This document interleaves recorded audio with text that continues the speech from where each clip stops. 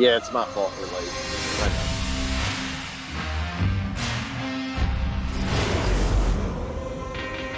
know. Oh, I know we're good, but we're still late. It's my fault.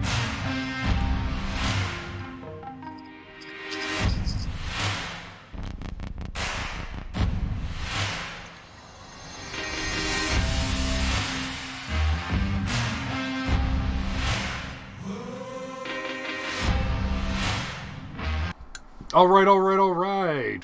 It's Thursday, baby. That means it's Totar Win Thursday, and I've got a good one this week. Now, most of what I'm going to talk about today is kind of tangential and subsequent behind the Totar Win, but I think things are looking up. I think the more we're learning going into the debates tonight, because debates tonight, I may have to watch them on delay or replay because I'm going to be busy probably right up until the second they start, but we are going to be busy. You damn Skippy. And that's going to be fantastic. But let me throw the Totar Win at you. Today, this evening at 9 o'clock is the last presidential debate before the election.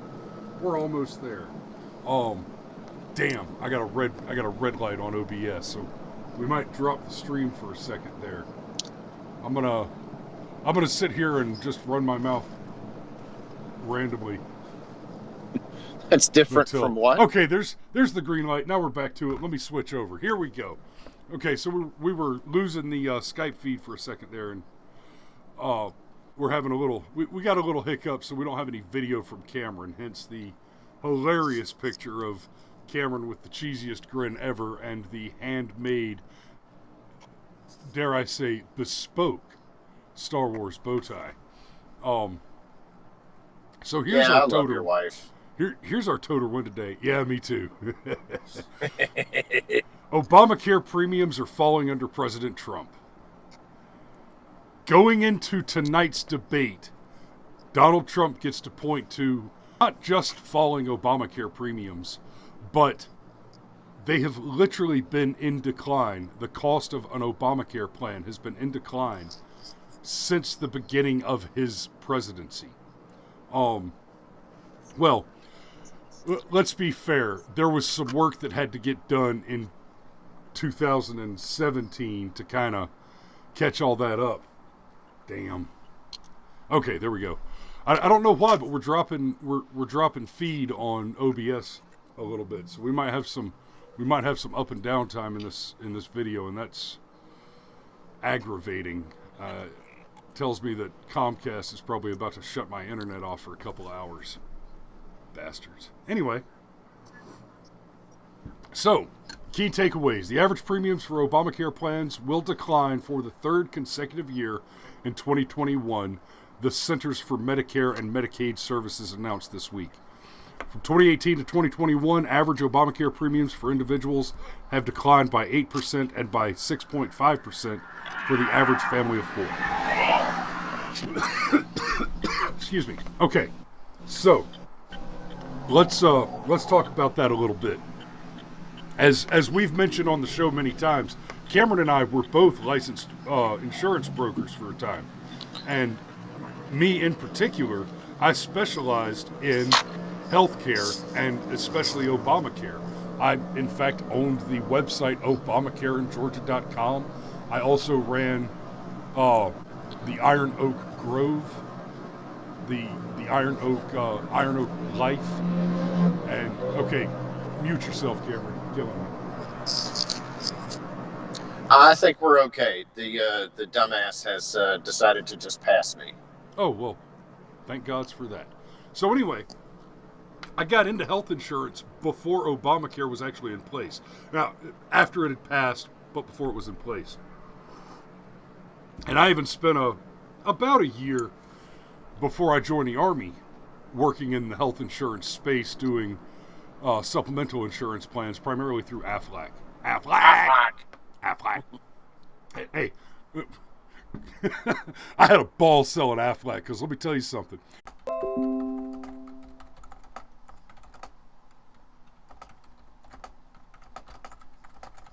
All right, the green light is back, so we should be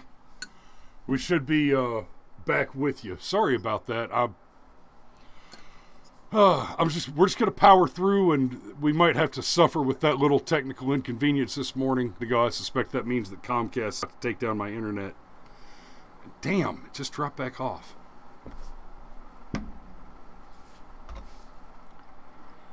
Okay, it's red again.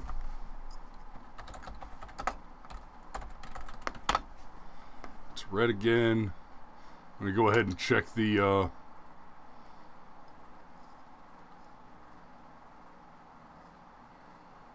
It went red again.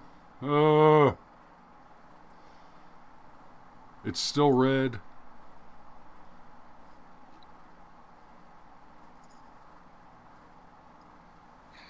Well. Okay, well, I'm still in the red. Okay, now, there we go. We're back in the green. Son of a bitch. Well, we're going to try to do this, but we may just get our show ruined by the old Comcastle this morning. And if we do, then we'll see you tomorrow, and I'll try to get some. I will be publishing more videos today. I was cutting all night last night on footage from last week's MAGA rally, so I'll be dumping some of that out on the channel today. Anyway, so Donald Trump gets to go in and talk about decreased prices. Okay, so that's where we were. We both worked in insurance before, and in particular, I worked with health insurance before Obamacare went into play.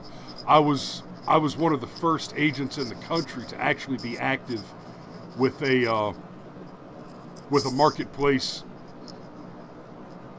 adjacent product. It still went through the marketplace, but it meant that you could use me as a private agent to advise and make sure that you got the best possible product.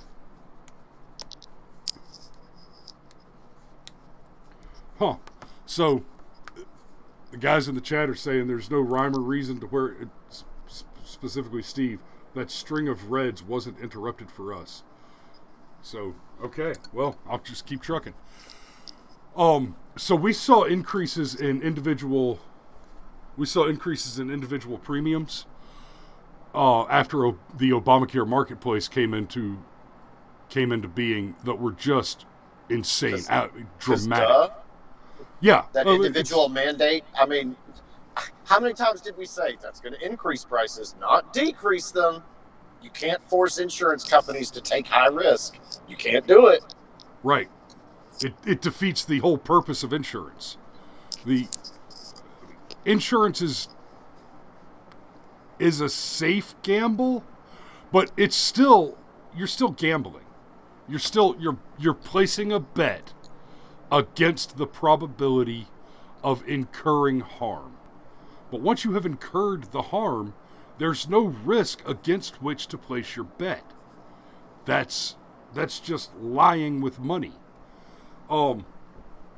So premiums increased on average over 500% across all markets. So I remember. The correct rebuttal to Trump's claims of having achieved something is you've only reduced costs by 8% and 6.5% respectively. And in Wyoming apparently by 10%. But it is worth remembering that that's only against the previous increase of over 500%. Okay?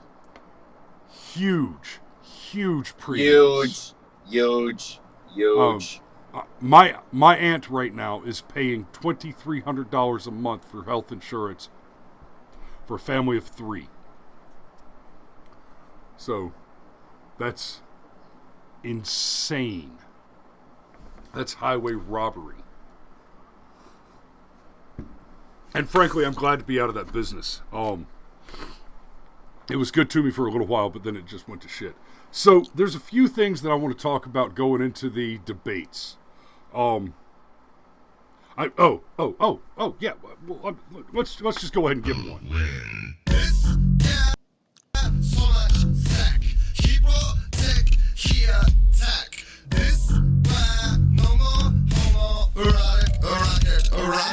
Got it?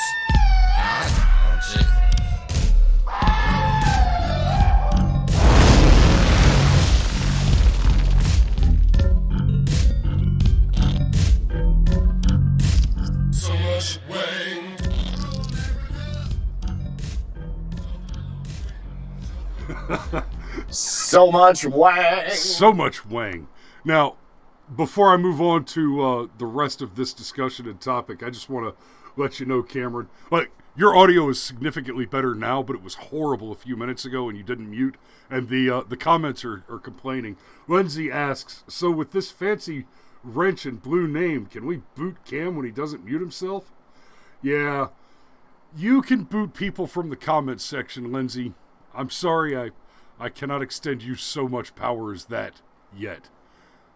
I'm the one that has to hang up on him.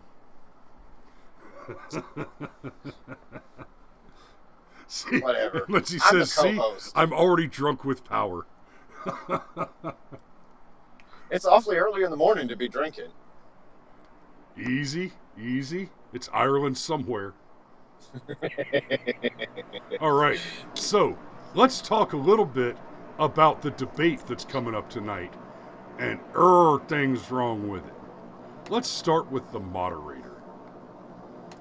Oh. The moderator. Yeah, moderator. This chick wouldn't know a moderate if it stabbed her to death. I'm sure she takes her coffee with a sugar plantation. So, I mean, okay, so she is an avowed leftist. We've got pictures of her with the Obamas. This is one of the hot tricks that people are talking about, where she's caught on a hot mic, literally giving the answers to the Clinton campaign communications director. He's okay. Yup. And I'm going to ask you about Flynn. Kristen, go ahead. You're live. Kristen Welker in the spin room. I believe she has the Clinton communications director with her. Go ahead, Kristen. Okay, thank you. I think this is his last question. Whoops. Gotta watch out for that hot mic. Isn't that right? Isn't that right, Barry-O? Let me just, man, what's the point of the Presidential Debate Commission at this point? I mean, not only are they failures, but like the last debate, the one that Trump basically took his ball and went home on. I mean, that guy he was basically buddies with Biden. So what's the point? Like, seriously, to hell with the Presidential Debate Commission. Oh, no. The Presidential Debate Commission is very, very good at what it does, Cameron. It's part of the Democrat propaganda machine. It's not a failure. It's doing exactly what it's intended to do. Now, it's not doing what it is advertised to do, but it is doing precisely what it is meant to do. I'm just saying, going forward, screw them. Why even play ball? Like, if the best we're going to get is a hostile Chris Wallace, then why? What? That's one of the things that I really love about Trump, too. I'm so tired of playing the game based on the enemy's terms. Well, no shit, they walk in with an advantage every single time. I just... Yeah, no, I agree with you completely on that. But yeah, the broader point that the debate commission, no, this is what they're for. This is why they're there. They're expected to be basically running interference for the DNC, just like the main press. The extent to which, okay, we have seen very clearly that the Democrat Party and its voters are actively and unabashedly now pro-socialism. Well, let me tell you a little something about socialists. They hate democracy. Now, I'm not a huge fan of democracy, pure democracy myself. I love our representative republic. That's the answer. That's the correct maneuver. Because a pure democracy, you cannot do anything in a pure democracy unless 50% plus one agrees to it. And then, because it's a pure democracy, if 50% plus one agrees that you need to kill the other 50% minus one, then that's what we're doing today. That's democracy. Representative republic, that's something you can work with. Right? So, Yeah, the old adage is democracy is two wolves and a sheep voting on what to have for dinner. yes. That's, yeah. So you look at place, and this is the objective of the Democrat Party. That's why they want to get rid of the filibuster.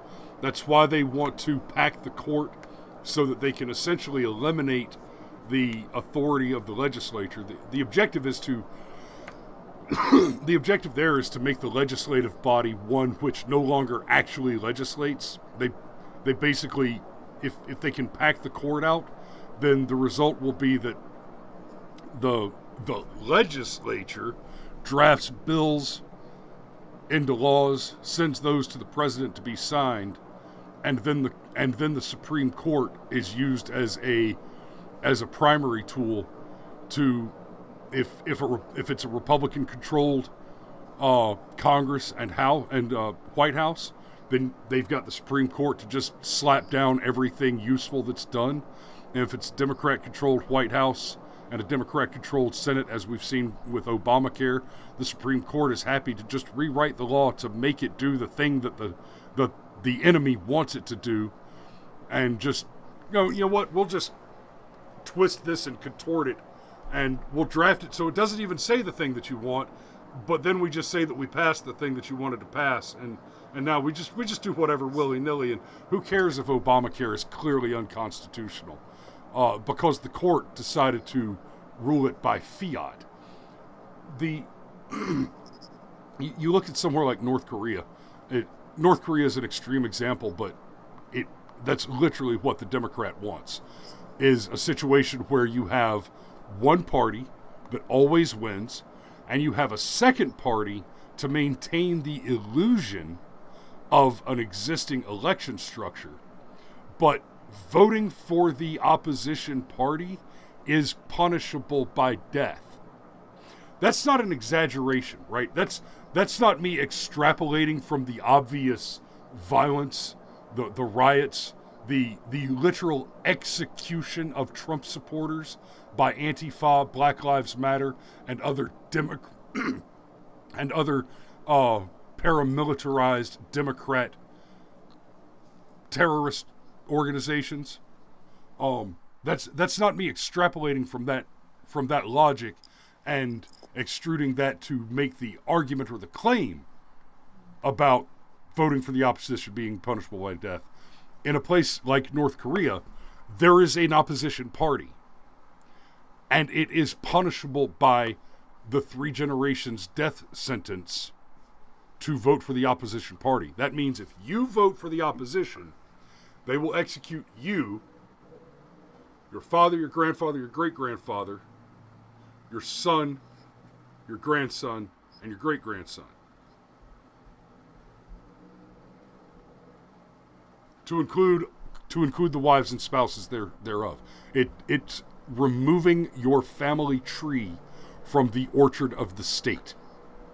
Yeah, it's not just death. It's full-blown genetic death.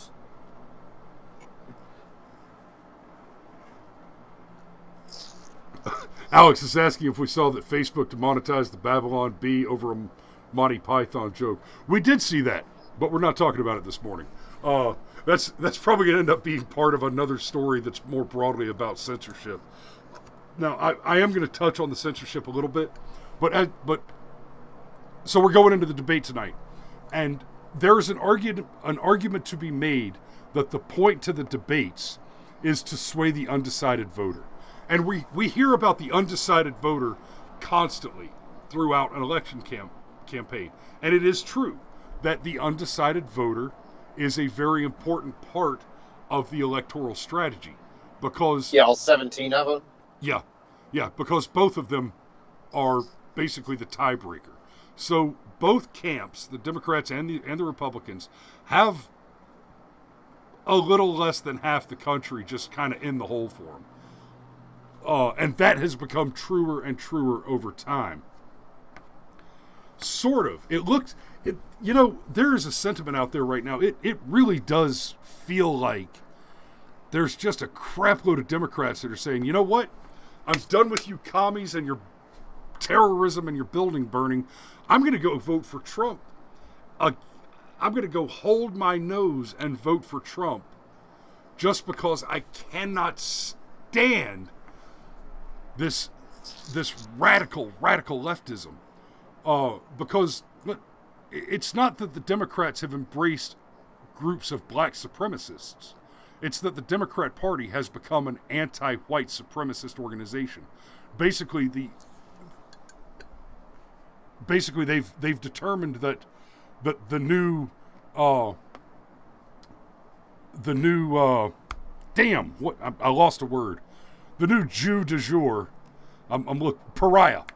The new pariah du jour is white men, and so the party. Well, they've oppressed everything else over the country's history, so. Yeah, it's just our turn. The Democrats have already oppressed the Chinese, the black, the gay, the this, the that. Yeah, that's right. Don't ask, don't tell. Defense of Marriage Act. That was Clinton. And but it was Republican controlled. Yes, and the man who could veto it chose not to. And everybody that ran for the office after him until Barack Obama ran for re-election still ran on traditional marriage. But the party switched back in the... Oh, really? Oh, really? Did the party switch? Well, okay, so they must have switched after the Republicans freed the slaves. Okay, gotcha. So, oh, well, then they must... Oh, well, I guess they must have switched after Brown versus Board. Maybe they switched after segregation was over? Oh, wait, no, because they all voted against the Civil Rights Act. Okay, oh, gotcha. They switched after the Civil Rights Act. Oh, wait, no, because then they did the don't ask, don't tell. So when did the parties switch? Yeah, one of the biggest myths in American politics is that somewhere in some magical... Well, no, obviously the party switched in 2016 when the Republicans just suddenly became Nazis.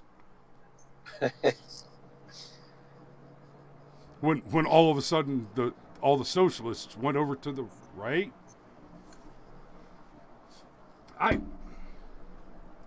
I feel like I missed something there. Because they're so smart, they can't possibly have. Nope, they're just that smart. So speaking of the debates this evening, hang on, before we get further on the debates and into something else. Well, I want to keep on the undecided voter for a minute. Because every election cycle we suffer this intellectual terrorism of the undecided voter. Here's the truth of the matter when you're talking about the undecided voter. And this is a piece of context that should frighten people. It really should. Because if you take even a moment to think about what the significance of the undecided voter means, it means this: that our elections are decided by the least competent people to decide them. And the closer you get to the election, the less competent those incompetent decision makers are. Because what you're talking about with an undecided voter is someone who has not given thought, which means that they have not given any research or study or academic rigor to their understanding of the election and the issues. So the closer you get to the election, in theory, the fewer undecided voters you have, because the campaigns target the undecided voters as much as they can. And we know that people make their decisions emotionally. Not everybody makes their decisions emotionally. Everybody is influenced in their decisions emotionally. The further ahead of time you begin to study and you understand the issues at hand, the better able you are to separate out your emotion. The better able you are to separate your emotions from the information. And part of that, like going into the October surprises, guys, the Hunter Biden laptop situation should change people's minds, because that is actual evidence of legitimate corruption. Now, you go back to the Hillary email scandals, that should have changed people's minds, and I'm sure it did. I'm sure that it changed some minds, but let's face it, once you're in October, even if the October surprise is something that, on the merits of the facts, legitimately should change your mind, depending on the position you've taken, the fact is, you're still not making that decision on the fact pattern and rigorous study. You're making that decision on your emotion. And emotions are not to be discounted. We react to serpent presence faster than we recognize serpent presence. Our eyes are connected to that little lizard brain part of us that processes data faster than our mind receives it. So that, well, you don't process the nervous data of recognizing a snake at your feet as fast as you make, and so the brain just hardwires and skips your thing. Well, if you're changing your mind in in October, even if the facts are reasonable to make that decision on, you're still making an emotional decision. Because part of what's happening at that point is you're coming to the realization that your trust in your expectations of reality based on the candidate that you've tried to back have just been betrayed, and suddenly you can no longer trust reality to be what it is. So the undecided voter is a terrible, terrible creature, because they're literally the least competent people to be making the most important decisions. Yeah, said it before, say it again. I don't think voting should be easy. Nope. So, all right. Speaking of the debates, Styx Hexenhammer, he had an actually really interesting take, and I wanted to throw it at you.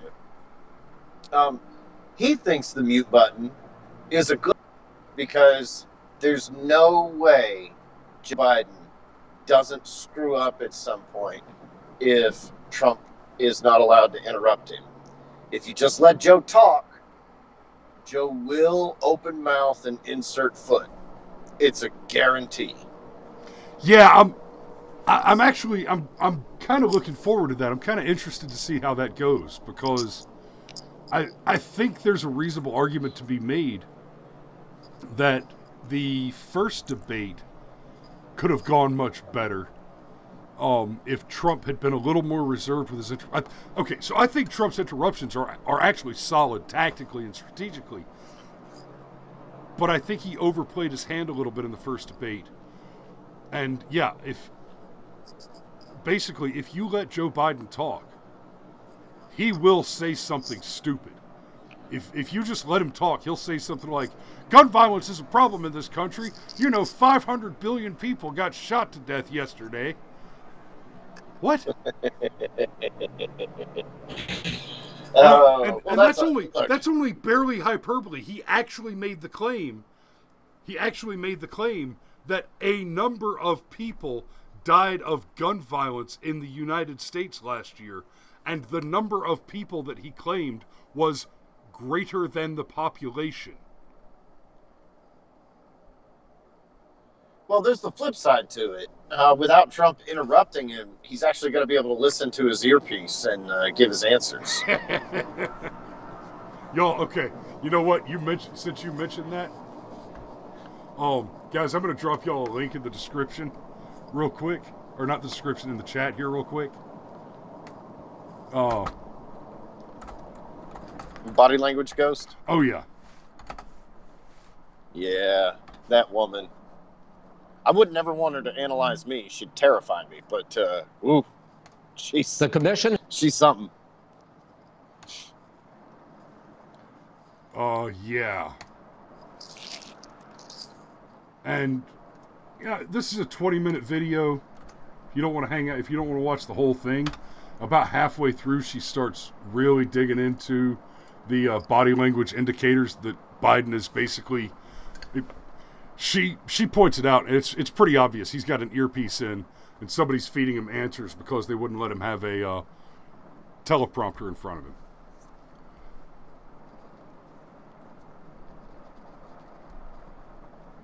Cameron can't see me, so he's not taking any cues at all.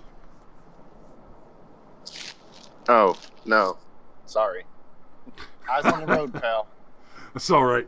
Well, we've been on for half an hour. I think we've covered most of what I wanted to talk about this morning.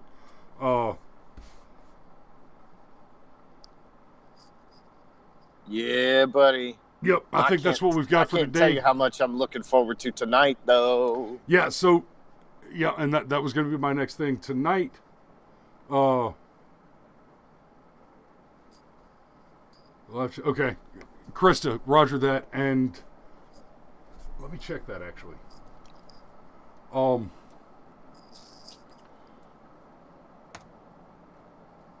So Krista mentioned something, and got it.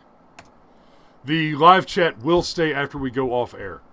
So you can go back and you'll be able to see the live chat if you just go back and watch the show. But I will drop it in the main comments below the actual show.